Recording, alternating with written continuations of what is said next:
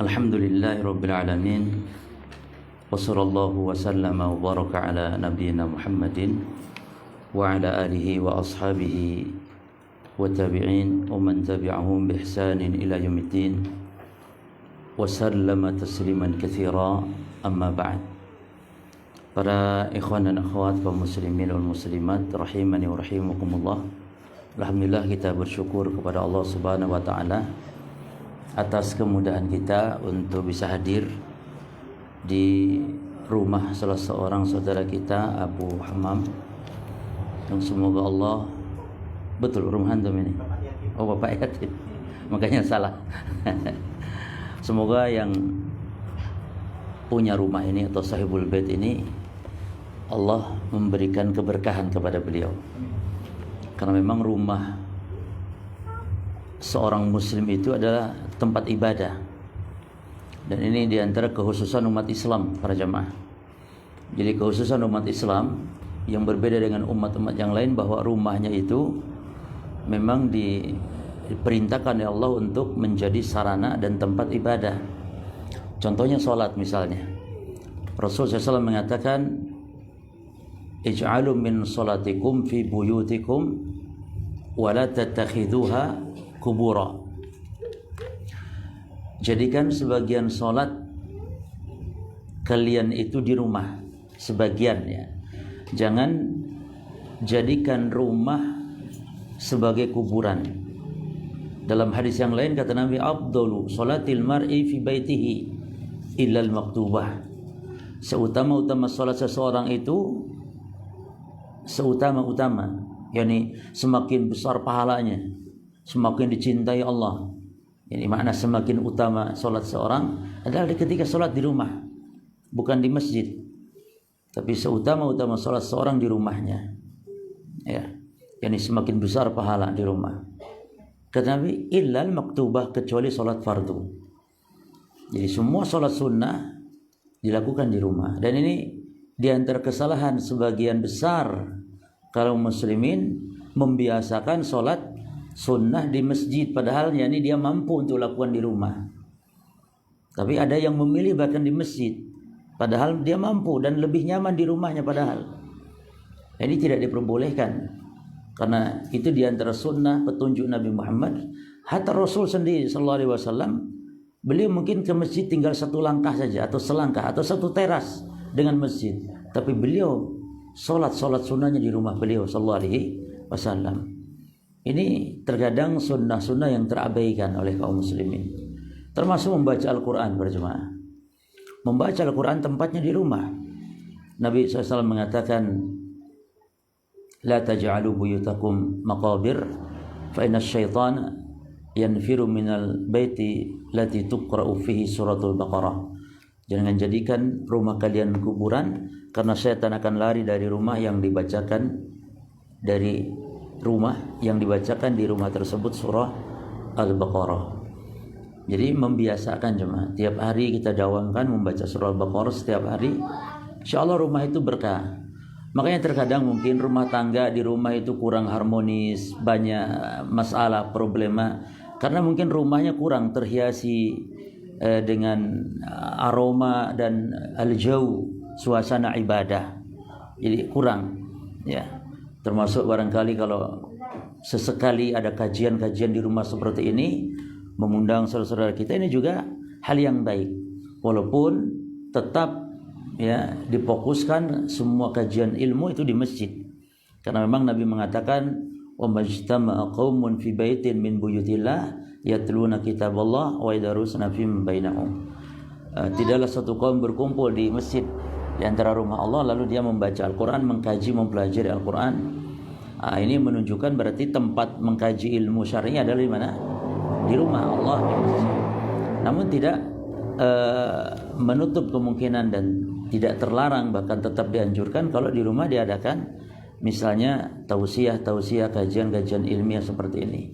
Termasuk rumah diisi oleh penduduk rumahnya atau isi rumah untuk beribadah kepada Allah Subhanahu wa taala. Ini semoga Allah juga memberikan keberkahan kepada sahib hadal bait, kepada yang memiliki rumah ini. Kemudian ikhwani fillah azakumullah, bahasan kita tentang masalah manhaj. Ya, dan manhaj ini maknanya metode berislam. yakni bagaimana seorang muslim di dalam beragama, bagaimana seorang muslim di dalam mencari ilmu dalam agama, mendakwahkan Islam, dan bagaimana seorang muslim ya di dalam mengamalkan amalia-amalia kesehariannya. Taib. Manhaj yang harus kita ikuti para jamaah sekalian adalah manhajnya para sahabat atau para salafus saleh, yang menjadi sebab kenapa kita wajib mengikuti mereka. Di antaranya yakni kenapa harus dengan mengikuti pemahaman para salafus saleh dalam kita beragama. Maka banyak faktor selain memang itu perintah dari Allah, perintah dari Rasulnya sallallahu alaihi wasallam. Ini yang dimaksud bermanhaj ini mengikuti siapa? Para salafus saleh. Siapa salafus saleh yang dimaksud? Mereka adalah generasi awal dari umat ini, yaitu para sahabat, para tabi'in, para tabi'in. Sebagaimana Nabi menyebutkan ada 3 generasi ini yang yakni disepakati tentang kesalihannya, kebaikannya. Nabi membatasi 3 generasi, dalam riwayat 4 generasi. Ala kulli hal, Nabi menyebut yang pasti 3 generasi ini. Kata Nabi SAW, khairun nasi qarni thumma alladhina yalunahum thumma alladhina yalunahum. Sebaik-baik manusia itu adalah generasiku, yakni para sahabat. Lalu generasi setelah sahabat, yaitu para tabi'in. Lalu generasi setelah dari para tabi'in, yaitu para at-tabi'in. Dan para ulama imam yang 4 itu generasi setelah tabi'in. Dan siapapun yang mengikuti para sahabat Rasulullah dari generasi yang al-mufaddalah, generasi yang telah dijamin kebenarannya di dalam beragama, maka mereka pun sama akan kecipratan keberkahan yang ittiba. Dan itu Allah perintahkan dalam Al-Quran di surah At-Taubah ayat yang ke-100 jemaah. Allah Ta'ala mengatakan wasabiqunal awwaluna minal muhajirina wal ansar walladzina taba'uhum. Perhatikan lafaz walladzina taba'uhum biihsan. Dan orang-orang yang awal-awal masuk Islam dari generasi para sahabat kalangan muhajirin, dan juga yang kedua kalangan ansar, dan yang ketiga orang-orang siapapun yang mengikuti mereka, muhajirin ansar, biihsan. Biihsan ini dengan cara yang baik. Jadi itibanya itu dengan cara yang baik, mengikutinya dengan cara yang baik. Maka Allah menjamin radhiyallahu anhum wa radu anhu. Allah menjamin, Allah ridho kepada mereka dan mereka ridho kepada Allah. Berdasarkan ayat ini berarti tidak mungkin kita mendapatkan keridhaan Allah kalau kita dalam beragama tidak mengikuti mereka para sahabat muhajirin dan ansar. Dan termasuk siapa yang ittiba kepada muhajirin dan ansar, siapapun dia dari mulai kalangan setelah para sahabat sampai manusia di akhir zaman kelak. Jadi tidak ada batasannya. Apa janji Allah yang lain? Allah mengatakan wa'ada lahum jannatin tajri tahtaha al-anhar khalidina fiha abada. Itu Allah memasukkan, menjanjikan kepada surga yang di bawahnya sungai-sungai mengalir di bawahnya, kekal mereka selamanya. Lalu Allah menyebutkan di akhir ayat, dzalika al-fawzul azim. Itulah al-fawzul azim. Yaitu apa? Kesuksesan, ya, kemenangan, keberuntungan yang sangat agung. Jadi surah At-Taubah ayat 100 ini dalil yang menunjukkan kewajiban kita dalam beragama mengikuti para salafus saleh. Sehingga definisi salafus saleh ya para sahabat yang paling utamanya. Imam Al-Ghazali, ya kawan. Imam Al-Ghazali. Siapa nama Imam Al-Ghazali? Siapa yang tahu? Ada hadiah? Mana hadiah? Tidak ada ya. Baik, Pak Noh ambil di mobil, ada kitab buku yang kemarin di belakang. Ada buku yang kemarin itu kaidah bawa 3, yang buku tauhid yang tipisnya juga bawa, atau itu aja udah 3. Buat hadiah. Yang kemarin ya, yang kemarin kita kaji semalam di Surabaya. Di belakang ada Om Uzi. Ya. Taib. Dapat buku insyaallah. Siapa yang apa itu? Oh, baik. Di belakang mana? Di bagasi. Ayo siapa? Nama Imam Al-Ghazali. Namanya kalau orang kita mungkin lucu. Lucu itu arti aneh gitu cuma. Dan nggak biasanya orang Indonesia menamai dengan nama itu.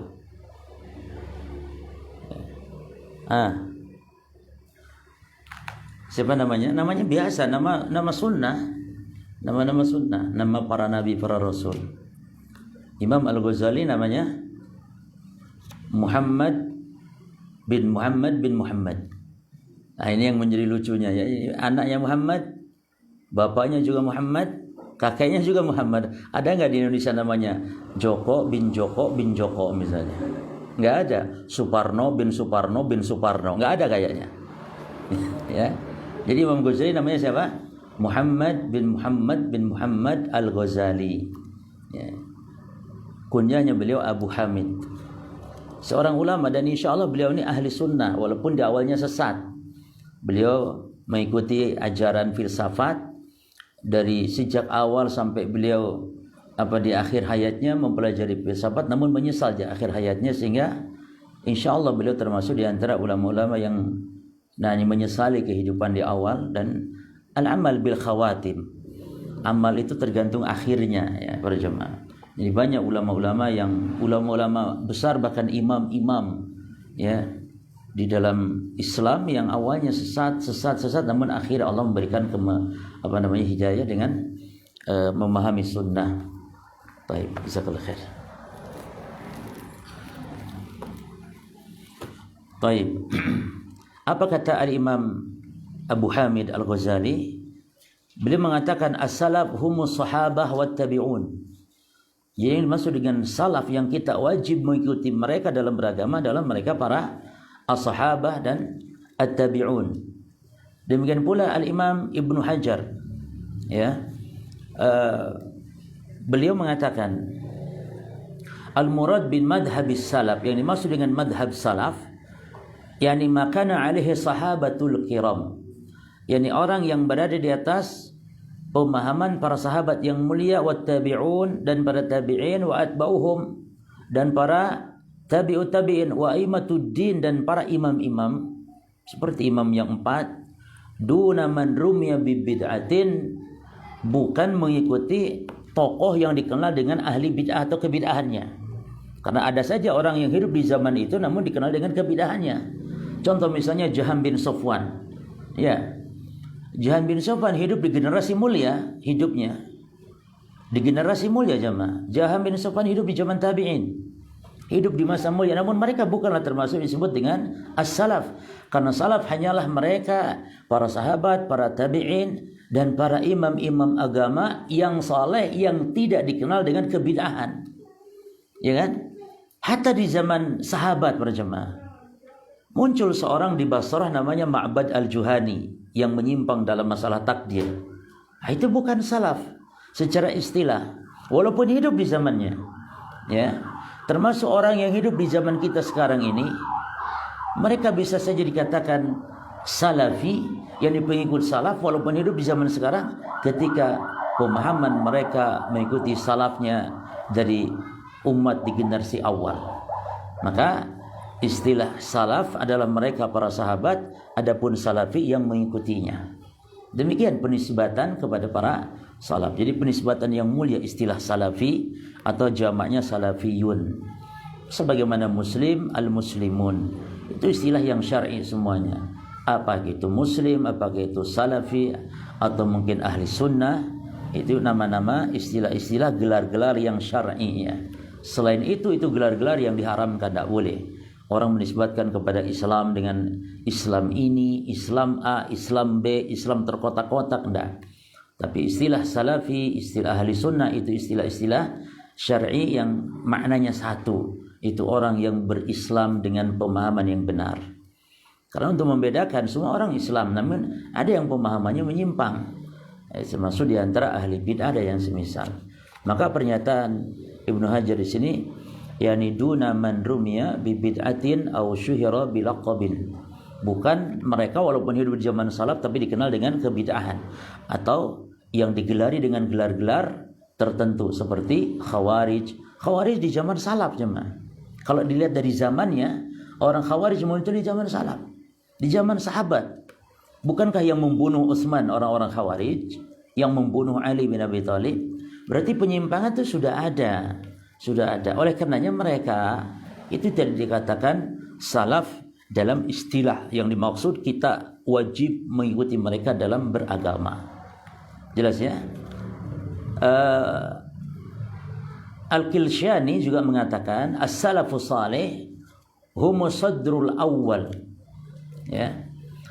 Salafus salih itu adalah mereka generasi awal di umat ini, ar-rasikhuna fil ilmi, yang mendalam kokoh ilmunya.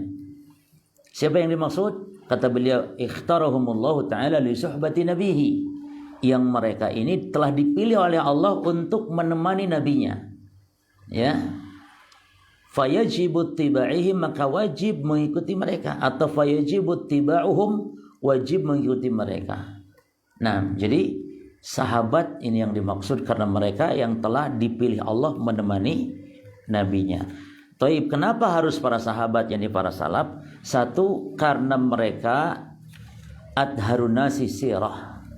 Mereka yang paling bersih, paling sucinya manusia di dalam sejarah. Setelah para nabi dan rasul tentunya ya. Bukti kebersihan jiwa para sahabat, Allah sampai memuji itu, ikhwan.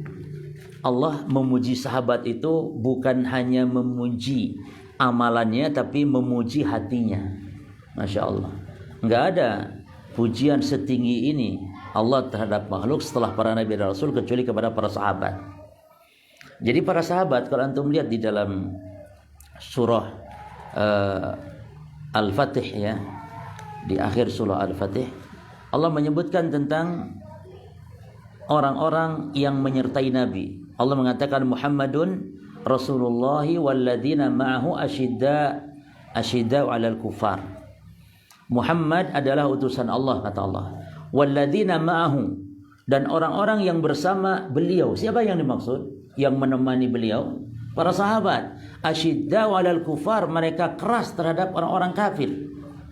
Tapi ruhama'u bainahum, tapi mereka berkasih sayang sesama mereka. Orang-orang yang beriman maksudnya. Lalu Allah menyebut karakter sifat pujian Allah kepada mereka, simahum fi wujuhihim min athari sujud. Simahum fi wujuhihim min athari sujud.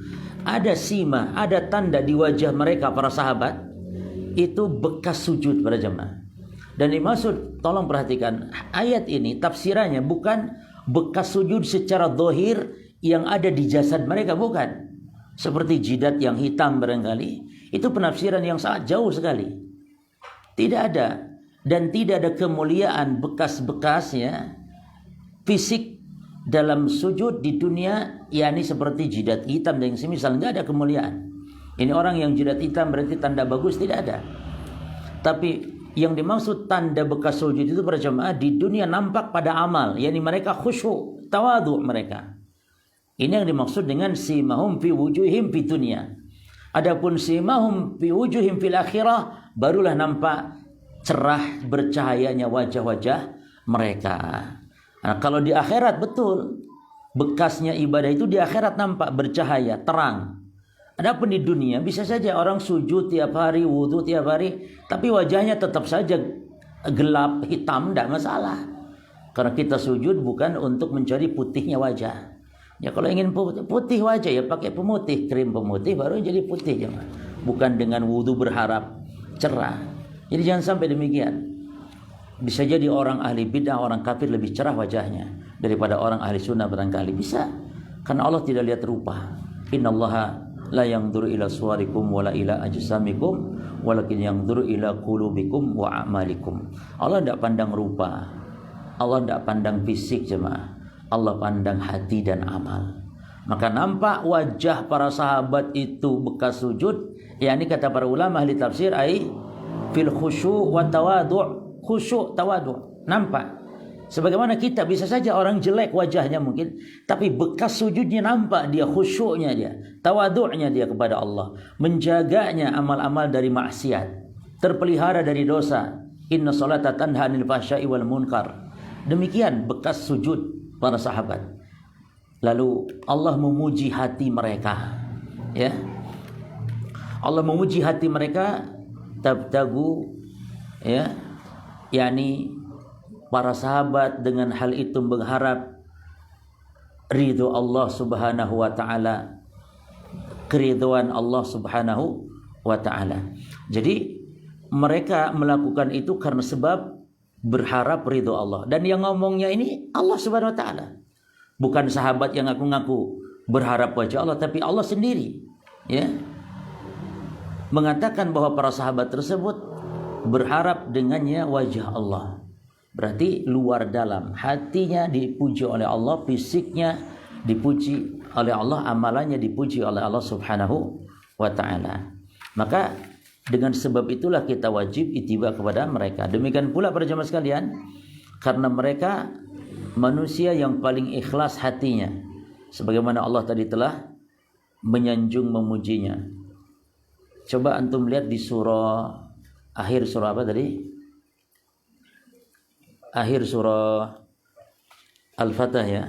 Ayat yang berapa? Ayat 30 berapa?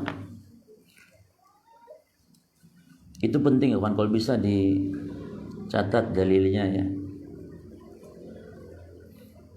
Ini ada aplikasi, antum boleh cari, namanya Al-Bahith Al-Qur'ani. Jadi di situ nanti ada pencarian ayat, lalu di situ ada tafsirnya, tinggal pilih, diklik tafsir yang mana antum mau. Ayatnya ditulis dulu, nanti klik tafsirnya, keluar tafsirnya. Banyak pilihan tafsir Ibnu Katsir, tafsir Ibnu Jarir, tafsir Sa'di. Nama aplikasinya Al-Bahith Al-Qur'ani.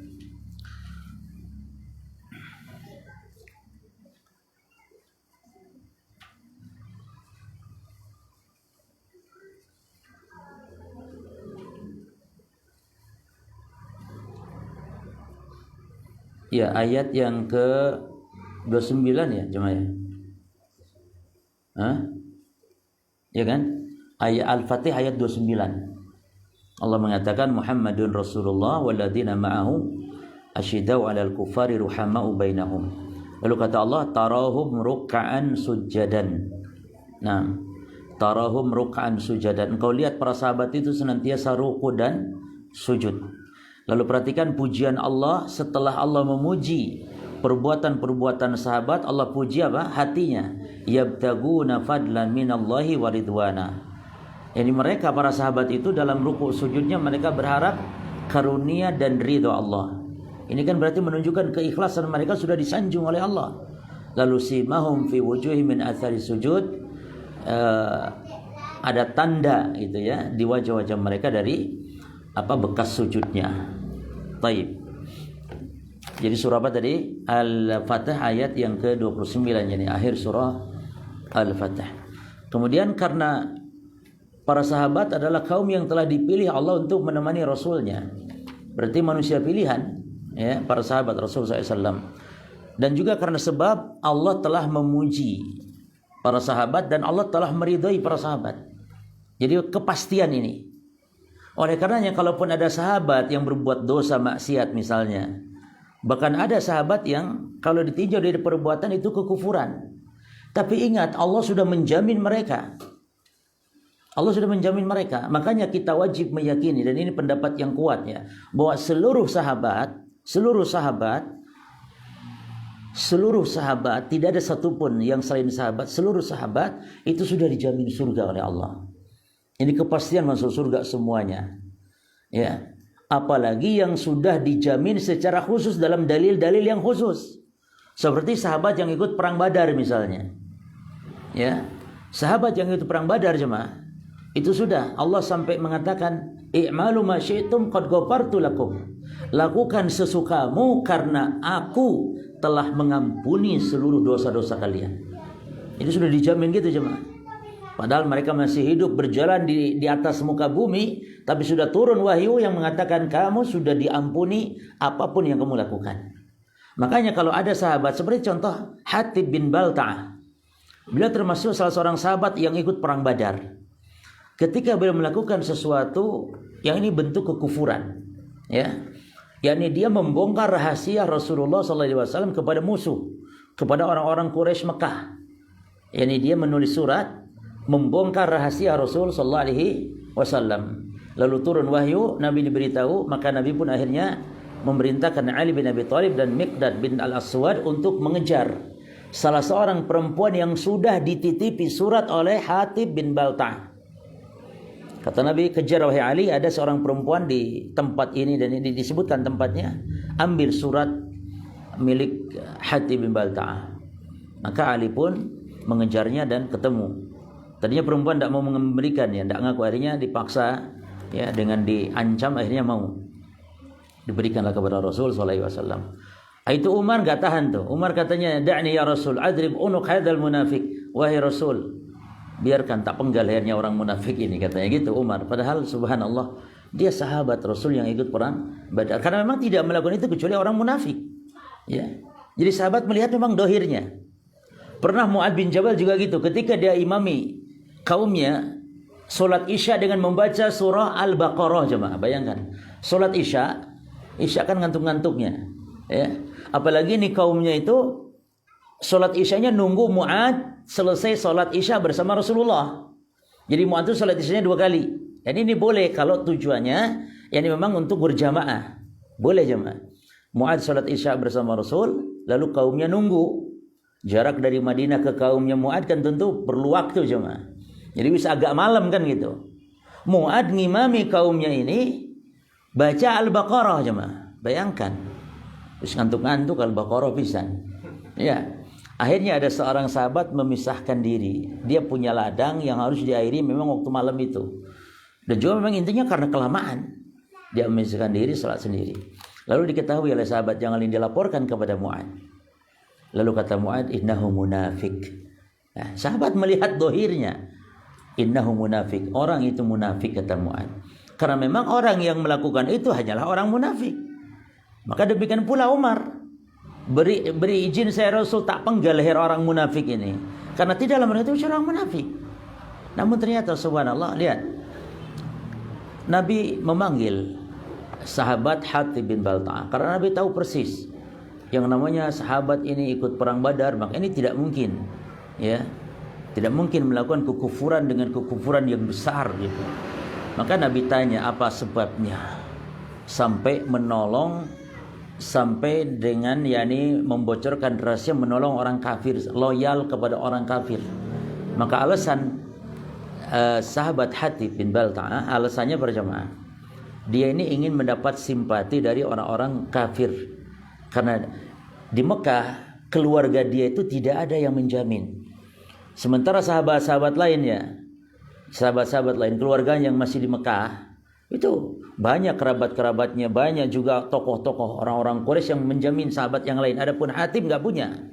Sehingga untuk mencari simpati orang-orang Quraisy tersebut agar keluarganya yang di Mekah dilindungi, tidak diganggu, maka Hatib melakukan ini. Jadi nggak ada kecuali niat itu saja.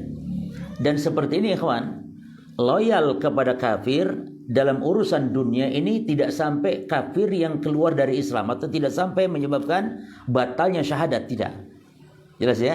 Mencintai kafir, loyal kepada kafir dalam urusan dunia atau demi dunia seperti Hatib bin Balta'ah, itu tidak sampai mengeluarkan seorang dari Islam. Termasuk misalnya cinta kafir, cinta pemain bola kafir, cinta artis kafir. Ini cinta bukan karena agama, cinta karena dunia seperti ini, itu dosa besar saja, tidak sampai mengeluarkan dari keislaman, ya. Apalagi cinta kafir yang boleh ada, yaitu cinta tabi'i namanya, cinta tabi'at. Cinta bapak kepada anak, cinta anak kepada bapak, cinta suami kepada istri yang kafir, maka ini cinta yang boleh, karena cinta tabiat, ya. Kan istri yang Nasrani, wanita kafir Nasrani, boleh dinikah oleh laki-laki muslim. Tentu si laki-laki muslim mencintai istrinya. Namun cinta apa ini? Cinta tabiat, jemaah. Itu boleh, ya. Yang haram itu cinta orang kafir, nggak ada hubungan karena tabiat, kekerabatan dan semisal, tapi cinta yang diikat karena dunia. Contoh seperti sahabat Hatib bin Balta, atau contoh yang lain seperti orang mencintai orang kafir karena keahliannya dalam urusan dunia. Keahlian dalam main bola, keahlian dalam bermusik, keahlian dalam menyanyi, keahlian dalam main film barangkali. Ini semua urusan-urusan dunia. Namun cinta kepada pemain bola yang kafir masih ringan dibanding cinta kepada orang kafir yang artis misalnya. Karena artis sudah haram walaupun muslim. Yang mencintai muslim yang artis alasannya bukan karena Allah tapi karena keartisannya, haram. Karena dibangun cinta di atas maksiat. Tapi kalau cinta kepada kafir ini ya karena musik urusan dunia, maka tentu ini lebih berat. Hanya saja para jemaah, kalau yang halal seperti misal main bola ya, maka itu tidak sampai kepada kekufuran, namun tetap dosa besar. Karena cinta kepada agamanya, kekafiran masuk orang kafir. Yang mana yang kufur keluar dari Islam? Mencintai orang kafir karena agamanya. Ya berarti ridho kepada agama kekufuran. Nah, para sahabat yang ikut perang Badar Allah sudah jamin demikian. Sehingga ketika Nabi menerima jawaban, mendengar jawaban dari Hatib bin Balta'ah, maka Nabi pun akhirnya mengatakan kepada Umar, "Wahai Umar," kata Nabi, "apa engkau enggak sadar, enggak tahu kalau Allah telah berfirman kepada semua sahabat-sahabatku yang ikut perang Badar, i'malu ma syi'tum qad ghafartu lakum." Lakukan sesukamu karena aku telah mengampuni. Ini kan bukan kekufuran yang menyebabkan keluar dari Islam. Sehingga pasti Allah sudah mengampuninya. Maka Umar pun menangis jemaah ketika mendengar jawaban dari Nabi SAW. Artinya Hatib ini yang layak untuk dimaafkan, diampuni. Karena Hatib seorang sahabat yang ikut perang Badar. Maka jemaah, sahabat-sahabat ini walaupun memiliki kesalahan, tapi dengan kebaikan-kebaikan yang luar biasa, kesalahan itu tidak ada apa-apanya. Ibarat setetes air yang ada di samudra yang luas. Kebaikan mereka yang luas. Maka sahabat walaupun mereka peperangan, kita tidak peduli. Sahabat perang satu sama lain. Ali perang dengan Muawiyah, barangkali Ali perang. Itu tidak masalah, itu urusan mereka. Mereka beristihad. Dan kita tidak akan ditanya tentang perbuatan mereka. Yang akan kita tanya kalau mulut kita mencaci maki atau memihak salah satu, mengatakan Ali zalim, Muawiyah zalim dan semisal, itu yang akan kita ditanya oleh Allah kelak. Maka berjemaah dua prinsip kita ya, dua prinsip dalam mensikapi peperangan para sahabat. Karena kita meyakini kemuliaan mereka. Prinsip yang pertama para jemaah sekalian, bahwa peperangan para sahabat itu karena ijtihad. Bukan rebutan harta karena kejelekan, bukan. Karena ijtihad. Contoh Ali dengan Muawiyah, perangnya gara-gara apa jemaah? Perangnya gara-gara mana yang harus didahulukan. Muawiyah mengatakan, tuntut dulu tuh pembunuh Utsman, karena Utsman saudaraku. Kata Muawiyah. Kata Ali, nanti harus ada dulu khalifah. Nanti baru setelah itu baru dituntut. Karena menuntut, ya apalagi menghukumi kan tidak semudah itu. Harus ada namanya kasus, harus observasi, harus apalagi istilahnya kawan, harus meneliti, kan gitu, nggak semudah. Maka akhirnya terjadilah, karena masuknya provokator, sehingga terjadilah peperangan yang terjadi, fitnah di tengah-tengah para sahabat. Itu satu. Terus yang kedua ya kawan, kalaupun mereka berbuat kesalahan dengan peperangan ini, maka kebaikan mereka tidak akan pengaruh dengan kesalahan mereka. Karena ibarat tetes air, setetes air yang ada di mana? Di samudra. Apakah setetes air di samudra ada yakni pengaruhnya? Tidak ada jemaah. Setetes noda misalnya, antum ini kan di samudra tidak ada pengaruh. Tidak akan laut menjadi hitam karena setetes tinta misalnya. Ya. Maka ini prinsip dan sikap kita. Mungkin tambahkan yang ketiga. Pastikan dulu kalau para sahabat ini memang ada memiliki kejelekan. Jadi kalau ada kritikan kepada sahabat, pastikan dulu riwayatnya sahih atau tidak. Jelas ya? Jadi mungkin 3 tahap. 1, pastikan dulu riwayat-riwayat yang memojokkan sahabat tersebut. Pastikan yakni sahih atau tidak. Karena banyak riwayat-riwayat palsu yang dibuat oleh khususnya orang-orang Syiah. Ya. Seperti menjelek-jelekan siapa? Di antaranya Umar bin Al-Khattab, ya. Bahkan sampai mereka mengatakan Fatimah itu katanya dibunuh oleh sahabat katanya. Naudzubillah. Ya, jadi pastikan dulu riwayatnya benar atau tidak. Yang kedua, kalaupun benar maka kita katakan bahwa kebaikan mereka tidak ada kejelekan, kalau ini kejelekan tidak ada apa-apa yang dibandingkan dengan luasnya kebaikan mereka. Demikian pula yang ketiga, Pak, kalaupun terjadi peperangan maka itu karena ijtihad, ya, karena ijtihad. Terus kenapa harus ikut mereka? Karena Rasul memerintahkan kita untuk mengikuti para sahabat. Lianna Rasulullah amara bittibaihim wal iktida'i bihim. Karena Rasul memerintahkan untuk kita ittiba dan meneladani mereka. Makanya Imam Ahmad mengatakan usulu sunnati indana tamassuk bima kana alaihi ashabu Rasulillah SAW wal iktida'u bihim. Prinsip sunnah, yakni prinsip kita dalam beragama adalah berpegang teguh dengan para sahabat dan meneladani mereka. Nah, lalu kenapa lagi kita mengikuti mereka? Alasannya li'annahum khairul ummah wa abqahul ummah. Karena para sahabat sebaik-baik umat dan sepakih-pakihnya umat. Kalau ditanya ulama ini yang paling alim siapa? Jangan ngomong generasi imam yang 4, yang paling alim tuh sahabat dulu. Ya. Karena sahabat itu mengajarkan ilmu kepada generasi setelahnya. Terus sampai akhirnya kepada kita. Maka orang yang paling berilmu siapa? Tentu ya generasi awal. Apalagi gurunya sahabat siapa jemaah? Gurunya sahabat Rasulullah sallallahu alaihi wasallam. Ya. Baik. Kemudian kenapa ikut mereka dalam beragama? Yang paling penting lagi para jemaah perhatikan, sahabat itu a'lamun nas bilughatil Quran wa bitafsirihi. Karena sahabat yang paling alim tentang bahasa Al-Quran. Karena Quran turun kepada mereka gitu. Maka memahami Quran, memahami sunnah harus dengan pemahaman para sahabat. Contoh ikhwan, contoh memahami hadis saja. Contoh, Nabi dalam hadis Bukhari Muslim itu disebutkan ketika mendapati 2 kuburan. Lalu Nabi mengetahui berdasarkan wahyu kalau 2 penghuni kubur ini sedang disiksa. Maka Nabi mengambil pelepah kurma, dibelah 2, ditancapkan masing-masing 1 kubur. Masing-masing sebelah 1 kubur, yang sebelah lagi untuk 1 kubur. Apa kata Nabi? Ketika ditanya, "Lima sonata hada ya Rasulullah?" Kenapa engkau lakukan ini wahai Rasulullah? Kata Nabi, agar diringankan siksa selama belum kering 2 pelepah kurma ini. Ini hadis sahih jemaah. Sekarang bagaimana kita mempraktekkan hadis ini? Kita katakan ikuti para sahabat. Bukan kita langsung mempraktekkan, oh hadisnya berarti tancapkan pelepah kurma. Ya udah kita ambil pelepah kurma, nggak ada wis, kelapa nggak apa-apa wis, yang penting sama. Kelapa nggak ada susah, ya wis kembang melati nggak apa-apa wis, yang penting taburkan wis. Apa gitu kita mempraktekkan hadis ini? Al-jawab la, tidak. Tapi prakteknya lihat para sahabat. Apakah ada sahabat yang mempraktekkan menancapkan pelepah kurma kepada kubur? Padahal dia manusia yang paling ingin menyerupai Nabi dalam beramal.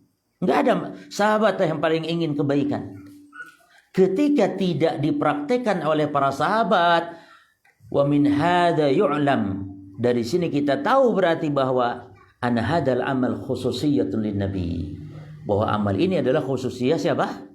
Nabi. Karena memang Nabi tahunya dari gaib, akhirnya dari wahyu. Kalau mayit sedang disiksa. Makanya yang menaburkan itu, menancapkan itu, tanya, apa ente tahu mayit sedang disiksa? Kok moro-moro menancapkan itu? Yang kedua, berburuk sangka juga kepada mayit berarti. Yang ketiga, nyinggung keluarganya nanti. Keluarganya harusnya marah. Apa? Kuburan bapak saya kamu tancapin pelepah kelopo atau pelepah kurma. Ya karena Nabi kan itu. Nabi itu mengatakan sedang diadab. Apakah bapak saya sedang diadab? Kan tersinggung keluarganya jemaah. Ala kulli hal para sahabat tidak mempraktekkan. Maka berarti ini khususnya beliau, kita tidak boleh. Termasuk contoh Nabi meludahi Ali saat di perang Khaybar karena Ali sakit mata. Ya, diludahi Ali oleh Nabi, didoakan sembuh dan tidak pernah lagi sakit mata Ali setelah itu. Apakah kita praktekkan kalau saudara kita sakit mata kita ludahi jemaah? Mana praktek kita terhadap hadis? Hadis ini sahih Bukhari Muslim, sahih. Maka kita lihat praktek para sahabat. Apa pernah Abu Bakar ludahi Umar? Umar sakit mata, ya Abu Bakar, ya ustaz ludahi sini, ludahi. Atau Abu Hurairah meludahi sahabat yang lain? Al-jawab tidak pernah. Maka demikian kita. Nah, disinilah para jemaah keselamatan seseorang dalam beragama ketika mempraktekkan dalil-dalil sesuai dengan pemahaman para sahabat. Ya, taib. Dan banyak para jemaah kehususan mereka banyak sekali. Nah sekarang kita akan mencoba menggali bagaimana kaedah-kaedah dan patokan-patokan kita di dalam bermanhaj, di dalam beragama mengikuti para sahabat ini. Nah itulah yang akan kita kaji. Jadi ngajinya itu belum sebenarnya cuma baru mulai ini. Jadi kaedahnya adalah akan kita bahas satu-satu insyaallah. Taib.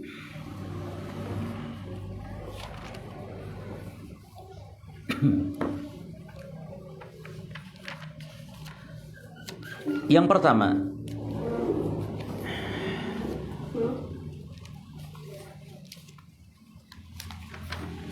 kaidah yang pertama,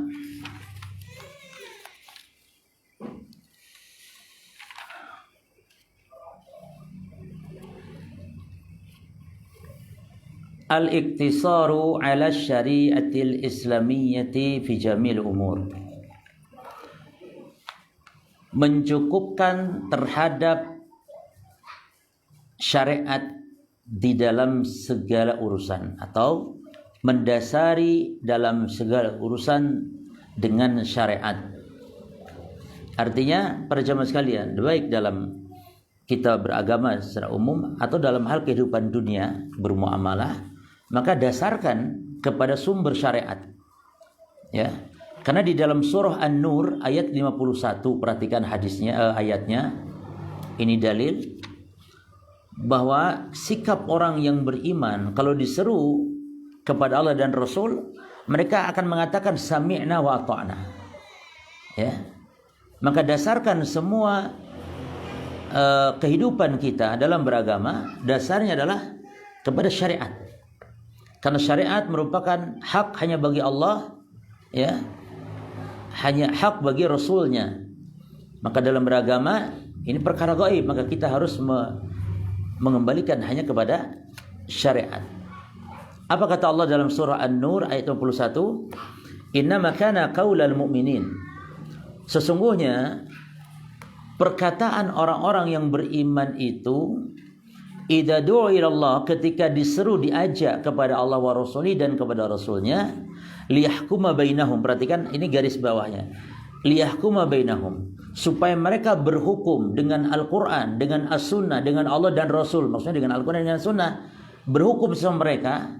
Itu mereka hanyalah mengatakan an yaqulu sami'na wa ata'na. Mereka mengatakan kami mendengar, kami taat. Lalu Allah mengatakan apa? Ulaika humul muflihun. Mereka lah orang-orang yang beruntung, kata Allah. Jadi kalau kita berhukum dalam urusan agama, urusan dunia, hendaknya kembalikan kepada Allah dan Rasul. Adakah dasarnya? Dan kita punya kaidah, kalau urusan agama cari dalil perintahnya. Kalau dalam urusan keduniaan cari dalil larangannya cuma. Ya. Maka setiap ada larangan kita tinggalkan dalam urusan dunia. Adapun dalam urusan din, ibadah, agama, cari dalil yang menjadi perintah atau menjadi dasarnya. Maka fala tu'khadhu syari'ah min ghairi kitabillah wa sunnati Rasulullah sallallahu alaihi wasallam wa ijma'is salaf. Maka tidak boleh kita mengambil cara kita dalam beragama selain daripada Al-Quran, selain daripada sunnah Rasul, selain daripada kesepakatan para salaf. Baik. Kemudian para jemaah, kaidah yang kedua, adamu taqdimi ra'yi 'ala syar'i. Tidak boleh mendahulukan ra'yu atas syariat. Tidak boleh mendahulukan ra'yu di atas syariat. Ya. Akan tetapi ra'yu, akal, semua ini wajib tunduk kepada syariat. Jadi kita wajib tetap mengamalkan, menjalankan wahyu, walaupun menurut akal ini sepertinya tidak masuk akal. Itu imani saja. Contohnya tentang ayat-ayat sifat-sifat Allah ya jemaah. Itu banyak kesesatan, penyimpangan tentang sifat-sifat Allah karena mereka mendahulukan ra'yu, akal, daripada wahyu. Kenapa mereka ingkari Allah turun ke langit dunia? Karena kata mereka yang turun hanya manusia. Kata siapa yang turun hanya manusia? Kata akal. Kenapa mereka ingkari sifat-sifat Allah, apalagi sifat yang menurut mereka ini kayak makhluk, seperti sifat wajah, sifat tangan Allah, sifat betis, sifat jari. Ini ditetapkan oleh nas. Namun mereka tolak karena akal mereka tidak bisa menerima. Bahkan sampai menuduh secara jahat kepada yang menetapkan sifat Allah pada itu sesuai dengan Al-Quran dan Sunnah. Menuduh secara jahat karena kata mereka orang itu telah menyerupakan Allah dengan makhluk. Mujassimah, ya. Makanya Wahabi katanya mujassimah. Kenapa Wahabi dikatakan mujassimah? Karena menetapkan sifat Allah sebagaimana yang Allah dan Rasulnya tetapkan. Ya, itulah para jemaah. Jadi mereka sampai demikian. Yang menjadi faktor penyebab karena mereka taqdimur ra'yi ala syar'i, mendahulukan ra'yu akal terhadap syariat. Akal kita betul diperintah oleh Allah untuk digunakan dalam memahami nas, bukan untuk menghukumi nas. Ditolak atau diterima tergantung akal. Bukan itu tugasnya akal. Tugasnya akal. Contoh jemaah, hadis tentang lalat. Banyak orang yang menolak dengan akalnya. Kata Nabi dalam hadis tentang lalat ini, "Idza waqa'a adz-dzubabu fi ina'i ahadikum falyagmishu." Apabila ada lalat jatuh di minuman kalian, kopi kah atau teh barangkali, jatuh. Kata Nabi, tenggelamkan semua. Terus minum, ya jangan minum langsung, ambil dulu lalatnya, harus lalu dibuang. Jelas jemaah? Minum itu susunya, minum tehnya itu minum, tenggelamkan dulu. Tapi secara akal, oh jorok ya ini, masa Islam mengajarkan jorok katanya. Akhirnya apa jemaah? Akhirnya dibuang lalatnya lalu diminum, atau jadi nggak ditenggelamkan dulu jemaah, diambil lalu diminum, yang ini bisa menyebabkan penyakit, atau dibuang susunya sehingga menjadi mubazir. Dua-duanya salah. Yang benar apa? Celupkan semuanya, karena sayap yang satu penyakit dan yang satunya apa? Penawarnya. Sehingga kalau dicelupkan dua-duanya menjadi aman. Tapi kalau langsung diambil bisa jadi penyakitnya yang dia minum, sehingga memudaratkan. Nah, hadis ini awal ditolak karena menurut akal ini jorok. Tapi ternyata setelah ditemukan, nah barulah setelah orang kafir menemukan, ya dari penelitian-penelitian ternyata betul apa yang dikatakan Nabi, baru percaya dengan hadis setelah apa? Setelah ditunjukkan oleh orang kafir. Kok bisa beragama seperti itu? Mau masuk akal, mau ndak ambil wahyu itu, telan bulat-bulat jemaah. Anak katakan telan bulat-bulat wahyu itu, walaupun kita tidak paham, ya. Jadi jangan timbang dulu oleh akal, nggak bisa demikian, ya. Nah, ini para jemaah. Jadi akal ini terbatas, sama halnya dengan anggota tubuh kita yang lain, tidak bisa menghakimi kepada wahyu. Akal terbatas, sebanyak tangan ini terbatas. 5, 2, 4, 5 kilo, 10 kilo mungkin bisa diangkat dengan tangan. Tapi 1 ton bisa diangkat dengan tangan. Pandangan juga mungkin 2, 3, 4 meter bisa menjangkau pandangan. Tapi ribuan kilo, apa kita bisa melihat? Pendengaran juga demikian. Jarak sekian kilo masih kedengaran, ada bom. Tapi jarak jutaan kilo, ada bom meledak, kedengaran oleh pendengaran? Tidak. Terbatas. Demikian pula akal kita para jemaah. Oleh karena itu banyak perkataan dari para as-salaf ya tentang masalah pentingnya untuk taslim kepada wahyu. Sebagaimana Imam Az-Zuhri rahimahullah taala beliau mengatakan minallahi risalah. Kata beliau, perhatikan ini, minallahi risalatu, dari Allah lah turunnya agama ini. Wa 'alar rasuli al-balaghu, dan kewajiban Rasul menyampaikan. Lalu kata beliau, wa 'alaina taslimu, dan kewajiban kita pasrah menerima syariat tersebut. Kita ulangi perkataan siapa? Imam Az-Zuhri. Minallahi risalatu wa 'ala rasulil balaghu wa alaina taslimu.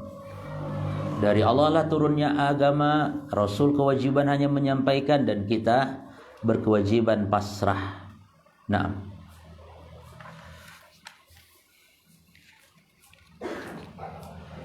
kemudian para jemaah, di antara kaidah adalah adamu mutaba'ati man khalafan nassa asy-syar'iyya mahma 'alat manzilatuhu. Perhatikan, tidak boleh mengikuti siapapun dia yang menyelisihi nas syariat mahma 'alat manzilatuhu, walaupun tinggi kedudukannya. Ya.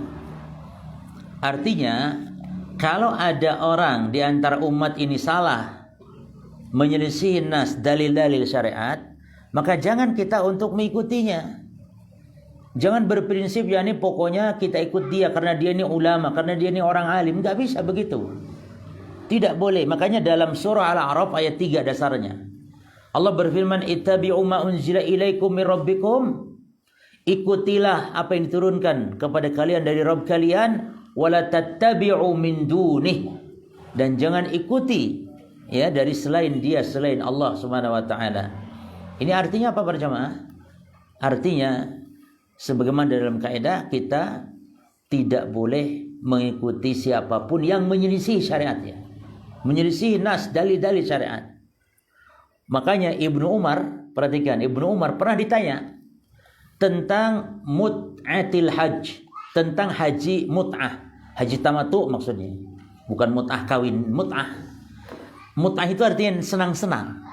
Maka kawin mut'ah itu kawin senang-senang, kawin kontrak, enak. Kapan kita mau cerai saja gitu, dan tanpa wali, tanpa saksi, bisa enak. Ya enak, tapi maksiat cuma ya. Taib. Nah, sama ada juga namanya haji mut'ah, artinya haji tamattu, haji senang-senang. Yani bagaimana maksudnya? Yani berhaji tapi bebas melakukan amalia-amalia yang orang saat itu kalau haji nggak boleh. Karena sebab dia memisahkan antara umrah dengan haji. Nah, jeda antara umrah dan haji itu dia berarti bebas. Jadi melakukan umrah dulu di bulan-bulan haji, lalu bertahalul bebas, mau jima sama istrinya, mau berpakaian, berdandan dan semisal. Sementara yang haji selain tamattu itu nggak boleh. Sejak ihram dari tempat mikot sampai hari Arafah, terus sampai tanggal 10, itu masih baru tahallul sughra saya kalau sudah melempar jumrah. Baru nanti setelah yakni tawaf ifadah, baru tahallul besarnya tanggal 10. Artinya dari mulai dia ihram di tempat mikot sampai tanggal 10 itu tertekan, nggak boleh apa-apa, nggak boleh ganti baju, nggak boleh jima sama istri. Itu haji yang selain tamattu. Tapi yang haji tamattu enak, ganti baju, dandan keren-keren, jima sama istri di hotel di Mekah, enak aja, senang-senang. Yang lain pakai pakaian ihram terus ya, sudah butek, kusut, sudah bau nggak karu-karuan. Tapi yang haji tamattu sudah selesai umrah, selesai dia tahallul, bebas. Mau jima sama istri, mau mengapain, mau kawin, mau mengawinkan, karena halal. Ya.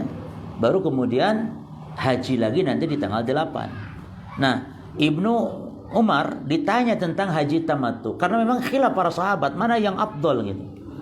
Karena Rasul sendiri tidak haji tamattu di saat itu jemaah. Rasul sendiri tidak haji tamattu. Jadi haji itu ada 3 macam. Pertama haji tamattu, yakni memisahkan antara umrah dengan haji di bulan-bulan haji. Yang kedua haji qiran, haji plus umrah juga namun digabung, enggak dipisah, ya. Dan yang ketiga para jemaah haji ifrad. Ini hanya haji saja. Dan Nabi di awalnya membebaskan memang, silakan mau ifrad, mau tamattu, mau qiran, bebas. Namun sampai di tengah jalan, sampai mendekati Mekah, bahkan saat Nabi melakukan umrah, ya, melakukan umrah di saat tawaf di awal-awal masuk Mekah, kata Nabi yang enggak bawa hewan kurban, harus tamattu, harus umrah. Tapi nanti membayar bukan dam sebenarnya jemaah. Yang haji tamattu itu ya, bukan dam. Tapi diwajibkan, yang asalnya tidak wajib menjadi wajib untuk menyembelih sebagai bentuk syukur kepada Allah. Karena senang-senangnya tadi. Ini sebenarnya bukan denda, bukan. Karena kalau itu denda, sembelihan sebagai denda, nggak boleh yang menyembelih itu memakan dari binatang kurbannya atau dendanya itu, nggak boleh. Tapi kalau yang haji tamattu boleh memakan. Ya, dia sembelih seekor kambing sebagai bentuk syukur kepada Allah. Hanya wajib gitu. Sampai-sampai kalau tidak mampu atau banyak duit tapi nggak ada kambing yang untuk dibeli, puasa 3 hari di saat haji dan nanti 7 hari saat sampai di kampungnya. Demikian Nabi perintahkan akhirnya. Sampai akhirnya sahabat sendiri bingung karena nabinya sendiri tidak melakukan itu. Beliau tetap menggabungkan umrah sama hajinya. Beliau nggak tahallul, nggak halal, nggak. Apa alasannya? Karena Nabi telah membawa hewan kurban dari Madinah. Nabi telah menggiring. Nah, jadi orang yang telah menggiring itu harus haji qiran. Dan Nabi bawa 100 ekor unta jemaah. Nggak nanggung-nanggung. Nabi ini super kaya. Nabi sendiri itu membawa 100 ekor unta. Jadi Nabi itu kalau pas lagi nggak ada duit sama sekali. Tapi giliran kaya betul. Sampai ratusan ekor unta ya, dikasih sama Nabi SAW. Nah akhirnya para jamaah sekalian, para sahabat bingung ya, karena Nabi sendiri nggak melakukan. Akhirnya Nabi sampaikan bahwa aku kalau tidak bawa hewan kurban, aku sudah bertamattu seperti kalian gitu. Nah, jadi mana yang afdal gitu? Karena qiran Nabi yang melakukan, berarti qiran yang afdal. Ikhtilaf akhirnya para sahabat, tidak, tamattu yang afdal karena Nabi perintahkan. Itu. Yang jelas ya ikhwan, kalau haji ifrad memang betul-betul kurang afdal. Kenapa? Karena Nabi telah bersabda, "Dakhalatil umrah ilal hajj ila yaumil qiyamah." Sesungguhnya yang namanya umrah itu telah dimasukkan ke dalam manasik haji sampai hari kiamat. Maksudnya haji itu harus pakai umrah. Seperti tamattu atau qiran. Adapun yang ifrad kan hanya haji saja. Cuman yang anehnya sekarang jemaah Indonesia paling banyak ya yang melakukan ifrad. Anehnya jemaah Indonesia itu kalau sudah haji ifrad, mereka umrah juga nyusul setelah hajinya. Dari Tanim dia umrah sendiri katanya untuk mengumrohkan ya hajinya ini. Kita katakan kalau gitu ya bukan lagi ifrad. Ifrad itu haji tanpa umrah. Kalau mereka juga umrah ya sudah, kenapa nggak tamattu saja? Udah enak-enak. Ada sebagian yang bakhil. Ustaz, kalau tamattu harus bayar dam. Padahal nggak dam ya, coy. Harus bayar berapa? Ya, seekor kambing berapa? 300 real dapat jemaah. Untuk bayar kambing 300 real nggak dapat, tapi kalau belanja baju 700 real, 1000 real, habis ribuan real nggak masalah. Tapi kalau hajinya pilih ifrad, itu jemaah Indonesia aneh-aneh seperti itu. Ya. Maka dikenal tukang belanja, dikenal tuh. Tapi giliran hajian milihnya ifrad. Alasannya ngirit, nggak mau bayar kurban. Yang afdal bayar kurban di Mekah. Kurban di Mekah jemaah, masya Allah. Ya, walaupun cukup dibayarkan di loket-loket tempat pembayarannya, karena ini memudahkan. Pemerintah Saudi memang mengatur begitu. Coba bayangkan kalau jutaan manusia kurban di situ. Bahkan kita saksikan sendiri jemaah. Ada yang langsung praktek gitu jemaah ya. Mereka sembelih di Mina khususnya. Mereka biarkan jadi bangkai begitu saja. Nggak ada yang mengurusi. Maka pemerintah Saudi berinisiatif. Sudah semua diuangkan saja, dibayarkan. Cuman nanti pemerintah Saudi Arabia menjadikannya hewan untuk disembelih, lalu nanti dagingnya bahkan sebagian dikirim keluar negara Saudi Arabia ke berbagai penjuru negara-negara Islam. Ya, demikian lebih bermaslahat para jamaah. Kita saksikan di Mina itu berserakan bangkai-bangkai, istilahnya bukan bangkai, mereka menyembelih tapi nggak diurusi, sudah dibiarkan begitu kering membusuk. Waliyadzubillah. Jadi mereka yang penting syarat menyembelih ini kan tidak benar begitu. Kan diperintahkan untuk kita makan dan kita memberikan kepada fuqara Mekah. Nah, cuman karena kesulitan, apalagi di Mekah nyari orang fakir susah ya, Ma. Akhirnya pemerintah Saudi berinisiatif untuk membagikan juga selain di Mekah, cari karyawan-karyawan, pegawai-pegawai, pendatang-pendatang, TKI dikasih atau dikirim ke luar negeri. Kembali ke hadis kita. Ibnu Umar ditanya tentang haji tamattu, ya. Dan Ibnu Umar mengatakan itu yang afdal. Berhajilah engkau tamattu. Namun orang yang tanya mengatakan, perhatikan, orang yang tanya seolah membantah, "Atukhalifu abaka?" Apakah engkau menyelisihi bapakmu sendiri itu Umar? Ya, karena menurut Umar yang afdal itu haji ifrad. Menurut Umar itu. Lalu Ibnu Umar marah pada jamaah. Kata Ibnu Umar, fa kitabullah ahaqqun an yutaba am Umar? Apakah yang harus diikuti ini, kitabullah atau Umar? Bapaknya saja digituin. Apakah kitabullah Al-Quran atau Umar? Artinya kalau menurut sunnah Nabi perintahkan apa kalau orang tidak bawa hewan kurban? Untuk apa hajinya? Tamattu. Nabi perintahkan tamattu. Kata Ibnu Umar dalam hadis yang lain, di atas riwayat yang lain mengatakan, amara Rasul SAW at-tamattu wa haqqu an tattabi'u. Nabi perintahkan tamattu. Lalu apakah yang lebih berhak diikuti adalah Nabi atau Umar? Nah, ini menunjukkan apa para jemaah? Siapapun dia kalau menyelisihi, hatta sekelas Umar saja oleh Ibnu Umar tidak direken. Bukan berarti tidak hormat kepada bapak atau kepada sahabat, tidak. Kalau menyelisihi ya jangan diikuti gitu loh. Apalagi seorang imam madhab. Oleh karenanya tidak boleh fanatik dalam madhab. Inilah salafi. Jadi salafi itu bermadhab namun tidak fanatik. Imam-imam kita, ulama-ulama besar kita, seperti para masyayikh kita jemaah, mereka bermadhab tidak? Bermadhab dalam fikih mereka banyak, ada yang Syafi'i, ada yang Hambali, namun tidak ada yang fanatik di antara mereka. Yang salah tinggalkan. Contoh Syekh bin Baz. Syekh bin Baz rahimahullah ta'ala madhab Hambali. Ketika madhab Ahmad bin Hanbal menyatakan kalau baca Quran lalu dikirim pahalanya untuk mayit itu sampai, maka Syekh bin Baz mengatakan ini tidak benar. Dan banyak ulama-ulama kibar dari ulama kalangan Hambali pun mengatakan tidak setuju. Sehingga tidak diambil madhabnya Imam Ahmad. Jadi madhab Hambali itu yang mengatakan baca Quran lalu dikirim pahalanya sampai kepada mayit, ini madhab apa? Madhab Hambali. Adapun madhab Syafi'i justru mengatakan tidak sampai pahala ya. Pahala bacaan Al-Fatihah dikirim kepada mayit. Maka apakah antum pindah madhab yang suka baca Quran lalu dikirim? Berarti antum pindah madhab dulu sementara. Tidak boleh begitu jemaah. Nah ini ya, jadi tidak ada kepanatikan di dalam bermadhab. Dan ini diambil dari kaidah ini, ada mutaba'ati man khalafan nassa syar'iyya mahma'alat manzilatuhu. Tidak ada atau tidak boleh mengikuti siapapun yang menyelisihi nas atau dalil syariat walaupun tinggi kedudukannya, ya. Ibnu Abbas contoh yang lain. Pernah Ibnu Abbas radhiyallahu anhuma pernah ketika menyampaikan hadis dari Rasul sallallahu alaihi wasallam, ya. Lalu berkatalah Urwah kepada beliau, kepada Ibnu Abbas ini. Urwah mengatakan, "Fa inna Abu Bakrin wa Umar lam yaf'ala dzalik." Jadi Ibnu Abbas menyampaikan hadis Rasul. Lalu kata Urwah, "Loh, Abu Bakar dan Umar kok enggak melakukan ya?" Itu kata Urwah kepada Ibnu Abbas. Maka langsung Ibnu Abbas marah. Kata Ibnu Abbas, "Hadzal di ahlakakum." Inilah yang membuat kalian binasa. Inilah yang membuat kalian binasa.